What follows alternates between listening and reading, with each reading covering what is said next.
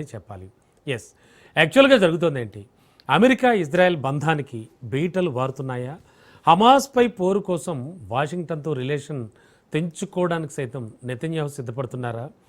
ఎవరికి ఏం జరగబోతోంది, ఎవరు నష్టపడుతున్నారు, అలాగే ఎవరికి లాభం, ఇవన్నీ చర్చిద్దాం. మనతో పాటు విశ్లేషణ అందించడానికి బండారు రామ్మోహన్ రావు సార్ ఉన్నారు, సీనియర్ జర్నలిస్ట్ అండ్ అనలిస్ట్. సార్తో మాట్లాడదాం. Sir good evening. రమణబాబు గారు గుడ్ ఈవినింగ్. సార్ ఏమిటి సార్ ఈ కొత్త వార్త, ఏమిటి వీళ్ళిద్దరి మధ్యలో ఫైటింగ్ రావడం ఏంటి? అసలు ఎక్కడ పొసగలేదనుకోవచ్చు, ఏం జరిగింది సార్ అసలు? కొత్త వార్త ఏం కాదు రమణబాబు గారు, ఇది మొదటి నుంచి జరుగుతుంది. ఎందుకంటే ఎప్పుడైతే 2025లో బట్ అంటే ఇద్దరు కలిసి దాడులు చేస్తున్నారు కదా సార్, చాలా కలిసి సమావేశాలు, కలిసి స్టేజీలు పంచుకోవడాలు. కూడా చెప్తాను. 2025లో 12 రోజులు యుద్ధం జరిగింది ఇరాన్ ఇజ్రాయెల్ మధ్య. అప్పుడు అమెరికా వాళ్ళు కాలే, అంటే పరోక్షంగా ఇజ్రాయెల్ భుజాల మీద తుపాకి పెట్టి పేల్చింది అమెరికా కదా. లాస్ట్ లో ఇజ్రాయెల్ యుద్ధం ఆపుతా అన్నాక బంకర్ల మీద దాడి చేసింది నిలువున క్షిపణులతో. అప్పుడు అణ్వాయుధాలు ఉన్నాయి, అణ్వాయుధాలకు సంబంధించి యురేనియం ఉందని చెప్పి లాస్ట్ రోజు దాడి చేసింది అమెరికా. ఇది ఇరాన్ కూడా చెప్పకుండా కదా. అప్పుడే మొదలైంది ఇద్దరి మధ్య నిలుపెద్ద. ఎందుకంటే మేము ఆపుతా అంటే మీరు ఎందుకు దాడి చేసింది. రెండోది ఏమైంది, కాల్పుల విరమణ ఒప్పందం కుదిరిన తర్వాత మొన్నటికి మొన్న ఏది రెండోసారి ఇప్పుడు ఈ 4 నెలల యుద్ధం చూసి ఫిబ్రవరి పోయింది, అంటే మార్చి పోయింది, ఏప్రిల్ పోయింది, మే కూడా సగం పోయింది. కనుక ఈ 2.5 నెలల యుద్ధం చూసుకుంటే కాల్పుల విరమణ అని అమెరికా ప్రకటిస్తే మీరెవరు ప్రకటించాలని చెప్పి ఇటుపక్క ఇరాన్ మీద దాడి చేసింది ఇజ్రాయెల్, అటుపక్క లెబనాన్ మీద దాడి చేసింది. చూసినాం కదా మనం. అంటే వీళ్ళ మాట వినలేవాళ్ళు కదా.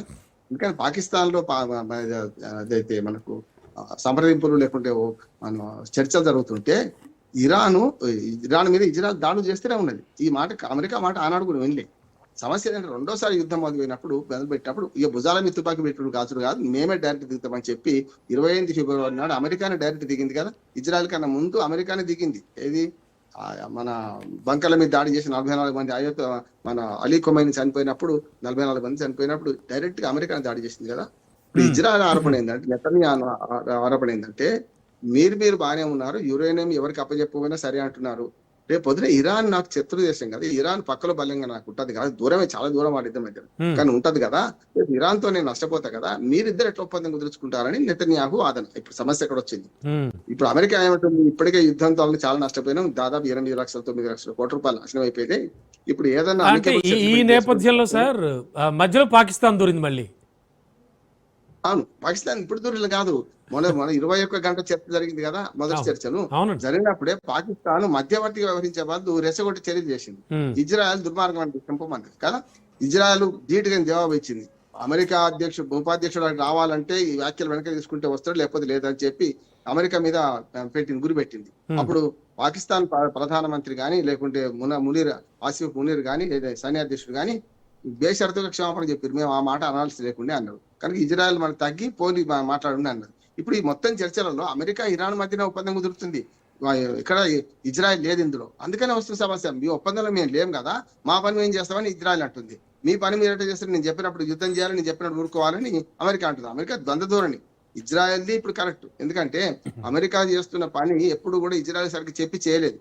ఇజ్రాయెల్ ఒక రకంగా తన పప్పెడుగా వాడుకున్నది. కనుక ఇప్పుడు ఇజ్రాయెల్ తిరగబడడానికి కారణం ఏంటంటే, మంచి పెద్ద నియంత నెతన్యాహు తక్కువడేం కాదు, మొత్తం మానవహారం చేసిన వల్ల ఫస్ట్ సమస్య లేదు.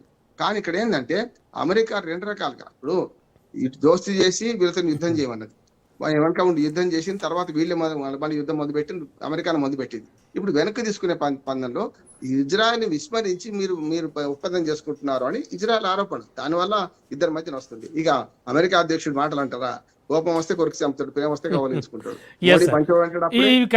ఖచ్చితంగా ఈ విషయం మాట్లాడుకోవాలి సార్. అంటే ఎవరిపై పడితే వాళ్ళతో ప్రతిరోజు తెల్లారు లేచిన వెంటనే సరికొత్త వ్యాఖ్యలతో విరుచుకుపడేటువంటి ట్రంప్ వ్యాఖ్యల గురించి, ట్రంప్ బిహేవియర్ గురించి తెలియదు కాదు నెతన్యాహుకి. సరే అయితే నేను కానీ లేకపోతే ఇప్పటికే నువ్వు జైల్లో ఉండేవాడివి. ఇలాంటి వార్నింగ్స్ ఇవన్నీ కూడా ఖచ్చితంగా ఆగ్రహం తెప్పించుంటాయి.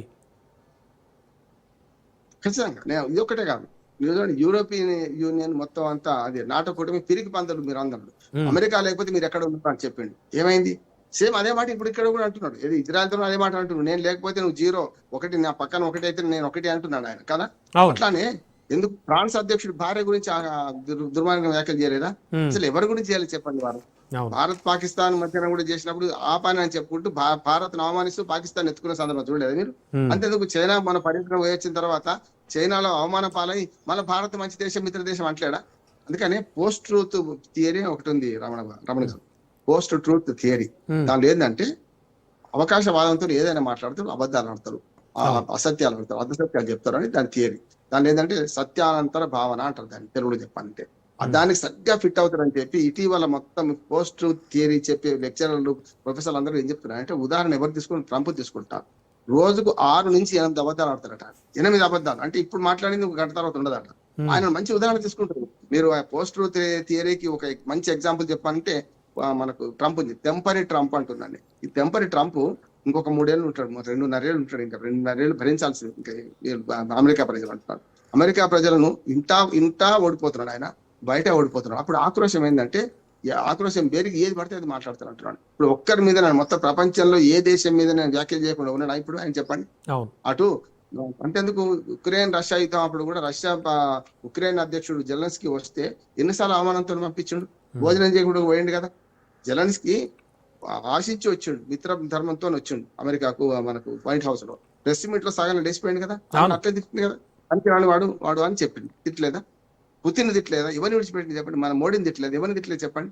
అందుకని ఇప్పుడు ఏమైంది అంటే ఆక్రోశం వల్ల వస్తున్న ఆవేశం మీద అంటున్నాడు. ఇప్పుడు మీరు అనేది చాలా కరెక్ట్. ఎందుకంటే ఇద్దరు మర్యాదస్తులు ఎదురైతే, ఇప్పుడు మీరు ఎదురని అనుకుంటా, నమస్కారం రామణ గారు, నేనంటే నమస్కారం రామన్ రావు గారు మీరు అంటారు.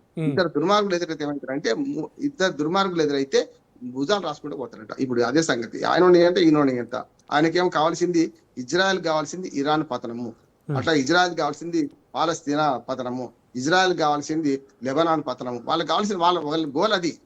అమెరికాకి కావాల్సింది ఏమి లేదు. అమెరికాకి ఏం కావాలో అది మనకి అమెరికాకి తెలియదు అంటున్నాను. స్పష్టంగా చెప్తున్నా. ఏ యుద్ధం వలన అమెరికా బాగుపడ్డదా? ఏ యుద్ధంలో అమెరికా గెలిచిందని చెప్పండి. ఇప్పటి వరకు వియత్నాం అనే చిన్న దేశంతో ఓడిపోయి పలాయనవాదం తెగించింది కదా.